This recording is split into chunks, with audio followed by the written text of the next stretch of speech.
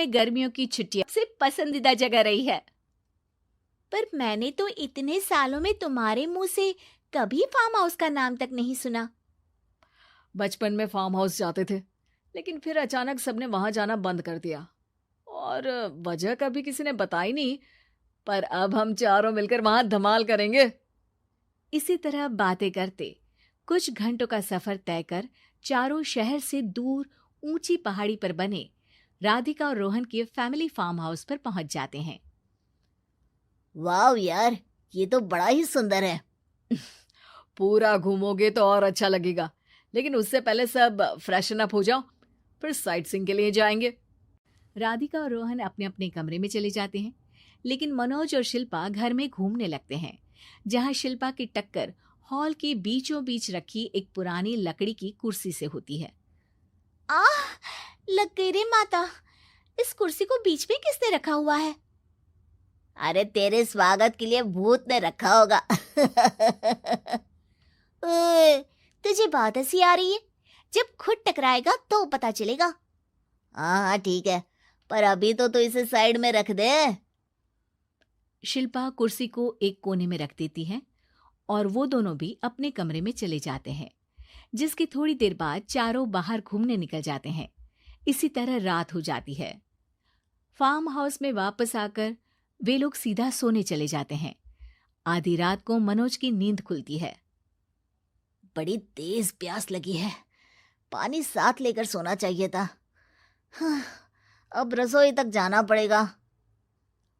मनोज आंखें मलते हुए कमरे से हॉल में आता है और अचानक रास्ते में रखी कुर्सी से टकराकर जमीन पर गिर जाता है। अरे मर गया रे दादा। शिल्पा सही बोल रही थी, बड़ी तेज लगती है ये कुर्सी तो, पर इसे दोबारा बीच में किसने रखा? मनोज एक बार फिर उस लकड़ी की कुर्सी को कोने में रख पानी पीकर कमरे में चला जाता है। अगली सुबह जैसे ही चारों की नींद खुलती है तो उन्हें अपने बेड के पास साइड टेबल पर चाय का कप रखा मिलता है, जिसे देख वो खुशी खुशी चाय पीकर तैयार होकर कुछ देर बाद हॉल में मिलते हैं। थैंक यू यार राधिका, मुझे नहीं पता था कि तू इतनी अच्छी चाय बनाती है। वैसे मुझे उस बेड टी की बहुत जरूरत थी।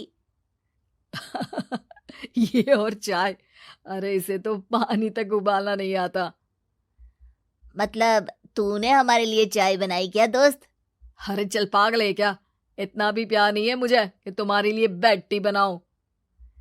चाय पर ये चर्चा करते हुए मनोज जैसे ही पीछे मुड़ता है तो एक बार फिर लकड़ी की पुरानी कुर्सी से टकराकर उस पर गिर जाता है।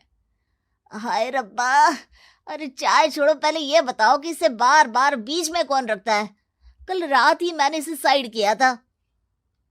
तुम पहले ये बताओ कि चाय किसने बनाई थी? सबकी बातों को कुछ देर ध्यान से सुनने के बाद राधिका हैरानी से कुर्सी की तरफ देखने लगती है। भूत दीदी। राधिका की बात सुन आपस में झगड़ रहे सारे दोस्त शांत हो जाते हैं। क्या बोला अभी तूने? अरे पर अब वो यहाँ कैसे हो सकती हैं? क्यों नहीं हो सकती? हमने यहाँ आना छोड़ा था, पर उन्होंने तो घर नहीं छोड़ा ना। और याद करो, ऐसे बेड के पास कप रखना और कुर्सी को कमरे के बीच में रखना, ये सब वही तो करती थी। ये तुम दोनों किसकी बात कर रहे हो? अरे जो भी हो, कुछ अच्छा तो बिल्कुल नहीं लगता। अब देखो, डरने की कोई जरूरत नहीं है। वो सालों से इस घर में रहने वाली भूत दीदी है। वो बचपन से ही हमारे यहाँ आने पर एक बड़ी बहन की तरह हम दोनों का ख्याल रखती हैं। ओए, पगला गया है क्या? शिल्पा, मुझे यहाँ नहीं रहना, तू भी मेरे साथ ही चल। ये दोनों तो पागल हो गए हैं। जहां मनोज डर से वापस जाने की बात कर रहा होता है, वहीं शिल्पा अपने फोन में बिजी होती है।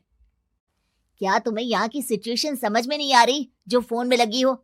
जिसे जो करना है करो, मैं तो जा रहा हूँ।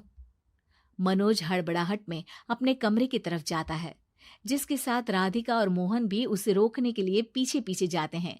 लेकिन शिल्पा, वो तो अभी भी फोन में लगी रहती है। कुछ देर बाद जब वो तीनों दोबारा हॉल में वापस आते हैं तो शिल्पा को सबके पैक्ड बैग्स के साथ देखकर हैरान रह जाते हैं। ये सब क्या है शिल्पा? यहाँ हम इसे समझा रहे हैं और तुम हमारे बैग्स भी पैक कर कर लेकर आई। अरे आखिर में फोन से बाहर निकलकर कुछ किया तो सही इसने। दोस्तों देखो, कल से हम यहाँ हैं। भूत दीदी ने कुछ किया नहीं ना? फिर डर क्यों रहे हो?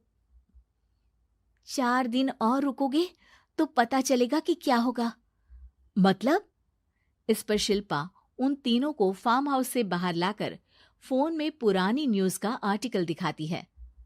सालों पहले यहाँ रह रही औरत ने अपने दोनों बच्चों को सुबह सुबह दूध में जहर पिलाकर मार दिया और फिर हॉल में उस कुर्सी पर खड़े होकर खुद भी फांसी लगा ली थी। तुम्हारी बातों से मुझे इस केस की याद आ गई। गूगल किया तो पता चला कि ये वही फार्म हाउस है। अभी भी यहाँ रहना चाहते हो, जिससे कुछ दिनों में वो सबको थोड़ा थोड़ा जहर देकर मार दे? अरे पर ये दोनों तो बचपन से यहाँ आ रहे हैं, फिर इन्हें अभी तक कुछ क्यों नहीं हुआ? वो तो पापा बताते हैं कि हम आते थे। हाँ, और मुझे भी एक बार का ही याद है। वाह, और कहानियां तो ऐसे सुना रहे थे जैसे सदियों से यहीं रहते हो। तीनों ये बात कर ही रहे होते हैं कि अचानक फार्म हाउस में से एक आवाज सुनाई देती है। मैं यहाँ किसी को जिंदा नहीं रहने दूंगी, किसी को नहीं। बस ये सुनने की देर ही होती है कि चारों डर से कांपते हुए तुरंत कार में बैठकर वहां से भाग जाते हैं।